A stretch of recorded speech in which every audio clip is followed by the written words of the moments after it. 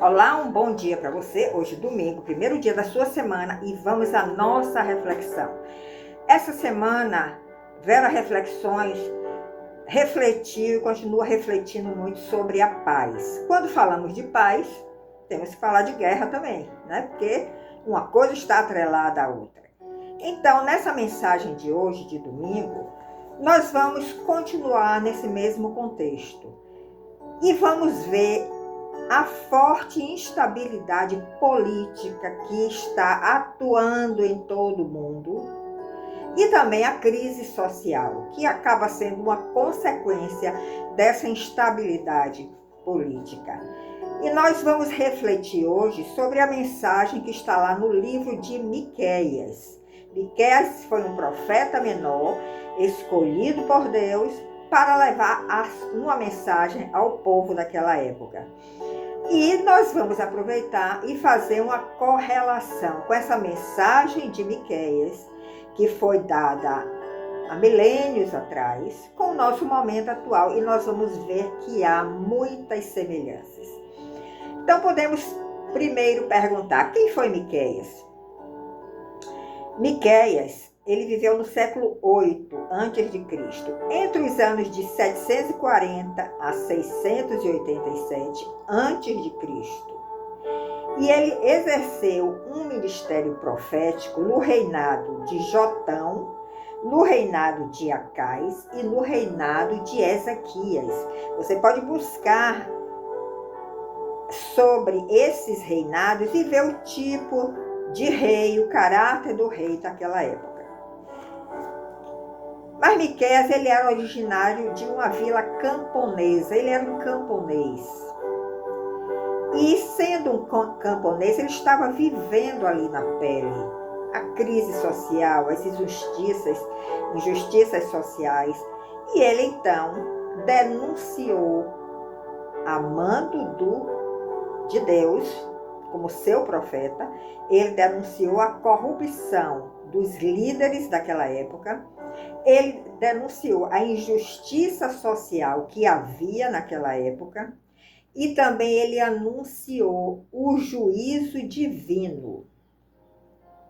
Mas ao mesmo tempo que ele anunciou o juízo divino, ele também anunciou a restauração messiânica que viria, que seria exatamente o nascimento do Messias, Jesus Cristo, na sua primeira vinda. Aí começaria essa restauração messiânica. Agora eu vou deixar uma pergunta aqui para você refletir. Você vê alguma correlação desse cenário descrito? Foi um cenário curto que eu descrevi, mas se você ler o livro de Miqueias todo, eu aconselho que você leia, só são 7 capítulos, você vê alguma correlação entre esse tempo que Miqueias viveu e o nosso tempo atual? Nós já dissemos aqui que o contexto histórico que nós vemos nesse tempo que Miqueias foi levantado como profeta de Deus era um período de forte instabilidade política e de também uma grande crise social. Eles estavam sendo ameaçados pelo Império Assírio naquela época. E o Reino do Norte, onde pertencia Samaria e Jerusalém, estava prestes a cair. Isso aconteceu em 722 a.C. Vou lhe fazer outra pergunta para você refletir. Você percebe se hoje em dia existe algum império com essas características que quer dominar o mundo, que quer se apoderar das nações, que quer usufruir das riquezas das nações para o seu próprio benefício? Fica essa pergunta para você refletir. Então, nós já dissemos que Miqueias era um homem do campo, era um camponês, e sendo um camponês, ele vivia na pele essas injustiças. Ele era sensível à exploração dos pobres. Os pobres eram explorados pelas elites urbanas de Jerusalém e da Samaria, que seriam os dois locais onde os assírios iriam invadir e iria acontecer a queda. Essas duas cidades pertenciam ao Reino do Norte, que foi dividido quando Salomão foi o rei que governou essa divisão. Reino do Sul, após a sua morte, né? Reino do Sul, Reino do Norte. Então, a história também nos mostra que Miqueias profetizou na mesma época que Isaías, na mesma época que Oséias e na mesma época que Amós. Ou seja, nós vemos, durante toda a história do povo de Deus e da própria igreja hoje em dia, que Deus não levanta um só homem para levar a sua mensagem. Ele levanta alguns. Ele dá o mesmo ministério a alguns. E eles profetizam a mesma mensagem de Deus. Se eles forem fiéis a Deus, eles vão profetizar a mesma mensagem de Deus. E isso serve como uma confirmação de que aquela mensagem que está sendo dada por aquele profeta levantado é realmente uma mensagem de Deus. É uma mensagem confirmada, que veio dos céus. Então vamos ver mais especificamente qual era a mensagem de Miqueias. Miqueias, na sua época, ele criticou severamente o suborno entre juízes, o suborno entre sacerdotes e também o suborno entre profetas, os falsos profetas. Ele também foi bem enfático com relação à opressão dos ricos sobre os mais fracos, inclusive sobre o roubo de terras. Você está percebendo alguma semelhança com os nossos tempos atuais, com o mundo contemporâneo? Vá refletindo sobre isso. Nós vamos ver que a Bíblia ela é muito atual, desde o Antigo Testamento até Apocalipse. Miqueias também anunciou a corrupção e a idolatria. E ele diz que a corrupção e a idolatria iriam trazer ruína e cativeiro para Samaria e para Jerusalém, deixando muito bem claro na sua mensagem que a vontade de Deus era que o povo praticasse a justiça, amasse a misericórdia e andasse humildemente com o Senhor. Leia Miqueias 6:8, mas eu aconselho que você leia todo o livro. Então, nós, quando vamos conhecendo essa mensagem de Miqueias, nós vamos percebendo que livro atual é esse. Porque é isso que nós estamos vivendo no nosso mundo contemporâneo. Mas Miqueias, como um profeta fiel a Deus, e o profeta nunca aponta somente o lado negativo, ele também vai apontar a esperança, ele vai apontar a promessa de restauração que Deus tem para o seu povo. Então, Miqueias trouxe para a sua época também essa mensagem de esperança. Quando nós lemos Miqueias 5, Miqueias 5, versículo 5:2, nós vemos que ele apontou para o futuro, que o profeta está sempre apontando para o futuro. Ele estava falando ali de um futuro que veria, a vinda do Messias. Então, em Miqueias 5:2, nós vemos que ele apontou para o futuro com uma promessa de restauração do povo. E ele profetizou que o Messias nasceria na pequena vila de Belém. E aí nós podemos ver como o caráter do nosso Messias era um caráter humilde. Porque ele não nasceu em Jerusalém, na pomposa Jerusalém, onde estavam os líderes espirituais. Ele nasceu na pequena vila de Belém. Nós vemos que essa profecia já se cumpriu na primeira vinda de Cristo. E agora, nos tempos de hoje, no nosso tempo, nós estamos vivendo uma situação terrena semelhante ao tempo de Miqueias e estamos aguardando com grande expectativa a segunda vinda de Cristo, para que haja uma restauração completa e total do povo de Deus. E nesse cenário da segunda vinda, porque o cenário da primeira vinda estava sempre apontando para os judeus, o cenário da segunda vinda está apontando para judeus e gentios. Os gentios hoje fazem parte do povo de Deus. Então, uma nova terra surgirá com o cumprimento desta profecia da segunda vinda de Cristo, após muitas tribulações, após muitas guerras, mas com a chegada de Jesus, uma nova terra surgirá, apesar de termos que aguardar, e já estamos vivendo isso, um grande juízo que já está caindo, inclusive, sobre toda a terra.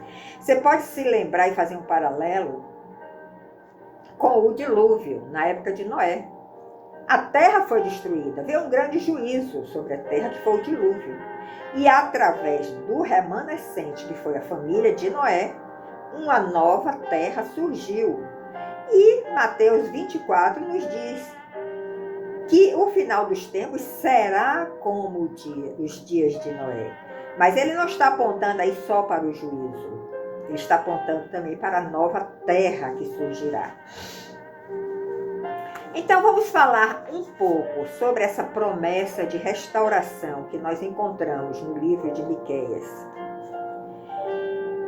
Diante de tanto juízo, nós podemos dizer que a promessa de restauração funciona como um contraponto de esperança a esses severos juízos que já estão caindo sobre a terra. E isso nos mostra que, embora Deus castigue a desobediência do povo, o seu objetivo não é a destruição do seu povo. O seu objetivo é a redenção do seu povo. É muito importante nós termos isso em mente. Deus não quer destruir o povo, Ele quer redimir o seu povo. Ele quer oferecer uma nova terra, um novo governo, onde nós vamos ter uma vida muitíssimo melhor e prazerosa e cheia de paz. Então, quando você lê o livro de Miqueias, atente muito para o capítulo 4, porque nós vamos ver alguns destaques aqui. Por exemplo, nós vamos ver que é falado ali numa elevação espiritual. E é dito que o monte do templo do Senhor será estabelecido acima de todas as colinas. Ou seja, o governo do Senhor é quem vai vigorar sobre todos os governos. Vemos também que haverá uma atração global. Em que sentido? Nações pagãs correrão voluntariamente, depois de uma conversão no seu coração, correrão voluntariamente para Jerusalém, desejando aprender as leis de Deus. Nós podemos chamar isso de um avivamento, não é verdade? E também haverá uma paz definitiva, não temporária, porque a paz que o homem nos dá é uma paz temporária, em cima de acordos muitas vezes frágeis, e mesmo que dure algum tempo, de repente esses acordos são quebrados, mas nessa restauração que vem do nosso Deus, haverá uma paz definitiva. E os povos transformarão suas espadas, suas armas, seus mísseis em rélias de arado e suas lanças em foices, eliminando assim toda a guerra. Então veja que promessa maravilhosa Deus está nos dando, o Deus de Israel. Depois de todo esse juízo cair, que já começou a cair, e virá com a segunda vinda de Jesus, será estabelecido o milênio. Ele reinará aqui 1000 anos com Satanás preso, e depois Satanás será solto, e então será estabelecida realmente a nova Jerusalém sobre a terra. Então haverá a reunião dos remanescentes. Quem são os remanescentes? São aqueles que foram fiéis ao Senhor até o último momento, que não se entregaram à ideologia do inimigo, que permaneceram firmes nas leis de Deus. E nessa reunião dos remanescentes, o Senhor vai recolher os coxos, os aleijados, os afligidos. E a partir daí, ele vai reconstruir uma nova nação. Uma nação poderosa, sob o seu reinado eterno, reinado do Messias, no Monte Sião, lá em Israel. E o Senhor agirá como um pastor que junta suas ovelhas assustadas, porque diante de tanto caos sobre a terra, todos nós ficamos assustados, mas este remanescente que permaneceu fiel, estarão nas mãos do pastor de Israel. Ele vai juntar as suas ovelhas em um aprisco seguro. Você quer fazer parte desse remanescente? Então permaneça firme e fiel ao Senhor, ao Deus de Israel. Não dobre o seu joelho a Baal, mas permaneça firme, suportando todo o juízo que está caindo, toda a enfermidade que possa vir. Porque você tem que olhar para o futuro, como os profetas olham para o futuro. Não se deixe intimidar, não entre em pânico pelo presente. Temos sempre que olhar para o futuro e enxergar essa restauração prometida pelo Deus de Israel ao seu remanescente. Então, nesse contexto da restauração, nós vamos ver que a restauração política e espiritual de Israel, tanto física como espiritual, envolvendo as nações gentis, ganhará um novo rosto. Você está acostumado a ver um rosto, né? Poderoso, imperioso nas mídias. Mas a promessa é que nós vamos ver um novo rosto. Um novo rosto na figura de um novo governante, que terá outro caráter. Ele terá um caráter humilde, ele terá um caráter misericordioso, e ele trará a estabilidade para este mundo que nós vivemos. E ele vai pastorear o seu povo com a força do seu poder. Estamos falando de Jesus Cristo e dos seus vencedores. Você crê nisso? Permaneça neste caminho que você vai ser inserido neste contexto. Nós podemos afirmar, lendo as Escrituras, enxergando esta promessa de restauração, enxergando o poder de Deus, e este poder nós temos experimentado a cada dia. Nós vamos ver que Deus vai manifestar uma misericórdia incomparável. Se alguns homens têm sido misericordiosos, porque recebem essa misericórdia do próprio Deus, Deus, em pessoa, manifestará uma misericórdia incomparável para este remanescente, para este povo restaurado. E sabe o que é que ele vai fazer segundo a sua misericórdia?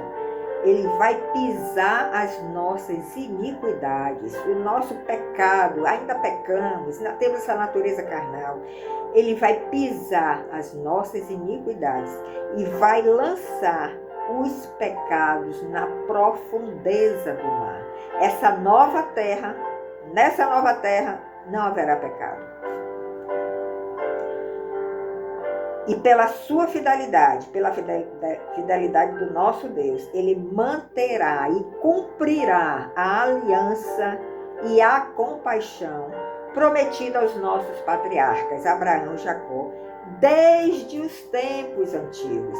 Então nós vemos como Deus é imutável, o que ele prometeu lá nos tempos antigos, ele vai se cumprir até os dias de hoje, até o final dos tempos. Então, se nós fizermos, tendo esse contexto do livro de Miqueias na mente, tendo esse contexto da instabilidade política, da crise social que houve naquele tempo, nós podemos fazer uma correlação desse tempo de Miqueias com o nosso tempo hoje. E nós vamos ver que existe uma separação aí de mais de 2.700 anos. E este cenário permanece o mesmo. A instabilidade política continua existindo, a crise social continua existindo, os impérios continuam existindo, os maus governadores continuam existindo. Nós vemos que o abismo social, que a ganância econômica, que a crise de integridade nas instituições, estamos vendo isso assim a olho nu, a crise da integridade das nossas instituições, a falsa sensação de segurança, o ativismo nas redes sociais, mas que não corresponde a uma realidade pessoal daqueles que usam a rede social, as redes sociais muitas vezes, não corresponde ao que eles são, nem ao que eles praticam. Nós estamos vendo tudo isso nos dias de hoje, como houve nos tempos de Miqueias. Vemos também que alguns estão buscando a paz nesses tempos de guerra. E que hoje nós temos outros tipos de guerra, como a guerra biológica, como a corrida armamentista, como ataques cibernéticos, como a guerra comercial. E embora nós tenhamos ONGs que possamos até dar credibilidade, projetos sociais também, de pessoas sérias, que tentam até usar esses conceitos do livro de Miqueias, essas instruções divinas do livro de Miqueias, nós vemos realmente que o mundo está tão caótico como no tempo de Miqueias. Mas vamos finalizar com uma mensagem de esperança, porque o nosso Deus é um Deus de esperança. Ele derrama o seu juízo sobre a nossa desobediência, sobre a brutalidade dos homens, dos impérios da época, mas ele sempre tem uma mensagem de esperança. Vamos ver em Miqueias 7, verso 18, o que é que ele diz. E vamos chegar à conclusão que vale a pena sim andar com o Deus de Israel, porque ele é poderoso. Ele é que vai estabelecer seu governo aqui na terra, sobre todos os governos que aqui existem. E nós lemos o seguinte: quem é o Deus semelhante a ti, que perdoa a iniquidade e esquece da transgressão do restante da tua herança? Esse Deus de Israel, ele perdoa as nossas iniquidades. Se ele vê um coração arrependido, se ele vê um desejo de mudança, e ele esquece a transgressão, as nossas transgressões, inclusive da nossa herança. E uma outra característica que nós lemos do Deus de Israel é que ele não retém a sua ira para sempre. Estamos vendo um Deus irado? Estamos. Guerras, conflitos, terremotos, maremotos, crises sociais extremamente graves. Mas ele não retém a sua ira para sempre. Sabe por que ele não retém a sua ira para sempre? Porque ele tem prazer na misericórdia. Esse é o Deus que eu quero seguir. E você? Eu quero seguir esse Deus que não retém a sua ira para sempre, que reconhece que somos pessoas fracas, débeis, ainda com pecado. Mas se estamos dispostos a nos arrepender diante dele, ele tem prazer na sua misericórdia sobre o seu povo. Ele quer o seu povo para si. Esse povo que foi separado quando o pecado entrou no Éden. Mas ele não se conformou. Ele não se conformou em perder o seu povo.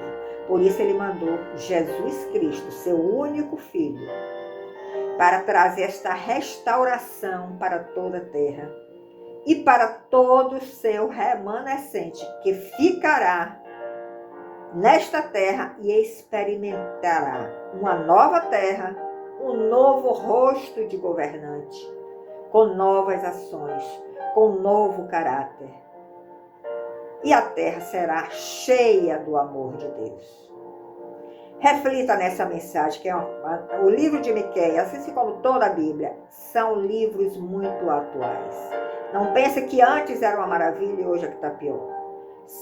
A terra sempre passou por todo este tempo debaixo do caos, mas sempre experimentou a misericórdia de Deus quando os líderes e o povo se renderam a esse Deus de Israel, esse Rei maravilhoso que é Jesus Cristo. Muito obrigado pela sua companhia, sua fidelidade. Proclame a palavra de Deus. Compartilhe essa mensagem, é uma mensagem muito atual, e leve esperança a novos corações. No próximo domingo nós nos encontraremos. Até lá!